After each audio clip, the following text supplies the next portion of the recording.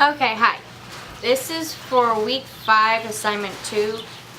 It's the posting persuasive speech. Seeing as how my last 2 postings for class was the texting and driving, I'm going to actually stick with that because it's a big issue, especially down here in Florida. I see it everywhere, and I'm pretty sure it's a big issue throughout everywhere. Seeing as how texting has become one of the most biggest issues while you are driving, you already have enough things taking your attention away from your road as it is. You don't need another thing doing so. And also, as electronics are taking over everyday life as it is, you have your phones, you have your laptops, you have your tablets, even your cars now have electronic devices made into them where you're backing up and it takes control of itself while it's parking. It's ridiculously scary as how much that technology is taking over human everyday life. So this is why I'm bringing it up to you as to why texting and driving really don't mix. You have a 3-second delay time cushion between each vehicle. This is what is stated when you take in your driving exam. You're supposed to leave 3 seconds worth of response time between each vehicle. So you have one here, and then you're here, and this gap in between, that's your cushion. When you're taking your distraction time away with multitasking on your phone and trying to drive at the same time, it actually cuts it in half, which is leaving you about maybe 1.5 seconds to react, and it's not enough time to hit your brakes and veer away from the vehicle that you're either behind or you're in front of. You can cause a multiple collision, you can cause fatal accidents. It's just not a good idea, but here's my pointers as to why. Not only that does texting take away from your reaction time and your focus on the road, but it also sits there and adds in a lot of other problems. You're not looking at the road when you're looking down at your phone. You can't expect someone to sit there and pay attention to what you're doing in the car beside you, behind you, in front of you, when you're trying to sit there and even focus on the road yourself.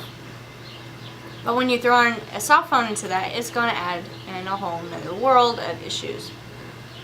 You having your parents, if you're a child or a teenager, in that matter, because you can start driving at the age of 15, if you're just started driving and you already have that teen mentality of you're attached to your phone 24/7, when you're driving, that's going to add in even a higher issue.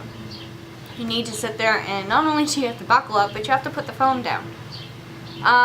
This is kind of funny because my everyday life is one of those people that my whole thing is on either my phone or on my camera right here because of the things I'm having to do. I'm having to sit there and set appointments for my son, sit here and talk to people at school, do this and do that. But when I'm going to be driving, I have no need for my phone.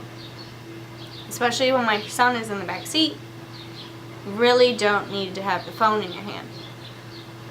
So here's my main pointers on this. When you are driving, you don't need another distraction. You have plenty of distractions as it is. You're trying to pay attention to not only the road itself, but the drivers you are sharing the road with. Because you're trying to make sure you don't get in an accident, which means you're having to make sure that people are in their lanes on the right timing. They're not cutting in front of you, they're not cutting you off, you're not running into them, you're not veering into the road. There's a lot of problems already as it is. So when you're having someone that's taking up that 3-second space because they're on their phone, you're losing your reaction time. Your reaction is actually going to be a lot slower because in the human brain it takes 5 minutes for a single person to read just a 10-second text message that took for someone to send to you, or you're taking 10 seconds to reply back. That's 5 minutes already gone because you have to read it and then send it out. And that's more time than it is for your reaction time when you're driving, correct?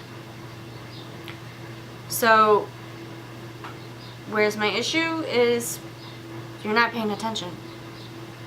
If you're not paying attention to where you're driving, you can't be paying attention to make sure you're not going to be getting into an accident or causing someone else bodily harm, causing yourself harm, or potential deaths, big injuries.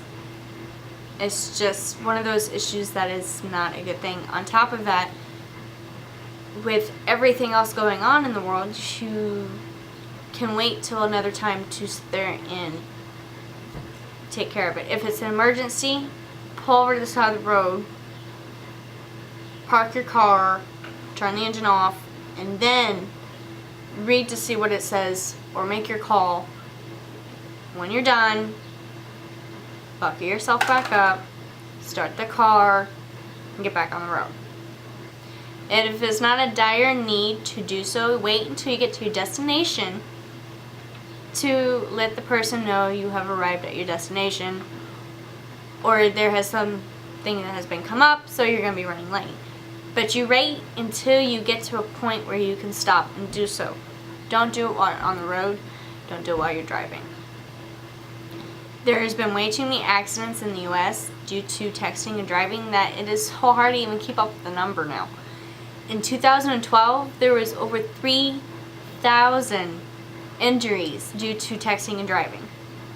There was 1.4 billion, I think, in the U.S. as it is, with major injuries and deaths due to texting and driving, since the phones have become more pronounced and more in your everyday life. And they started getting smartphones around, I want to say,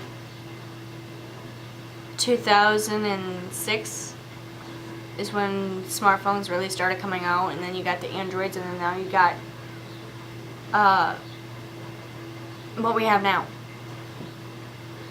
Your standard cell phone has gone obsolete, and it's just getting more and more of a problem.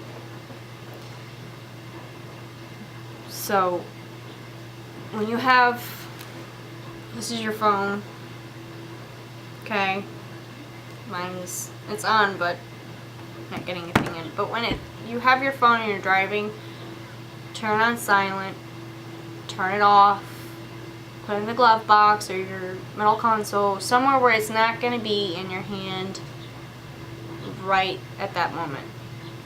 If it's not in your hand, you can't touch it, then you can drive and focus carefully and safely as possible. If there's anything on this video that you want to have answered, or you have questions for me, or if you have any ideas that you think I may miss, then please let me know and I will answer your questions and get back to you as best as I can.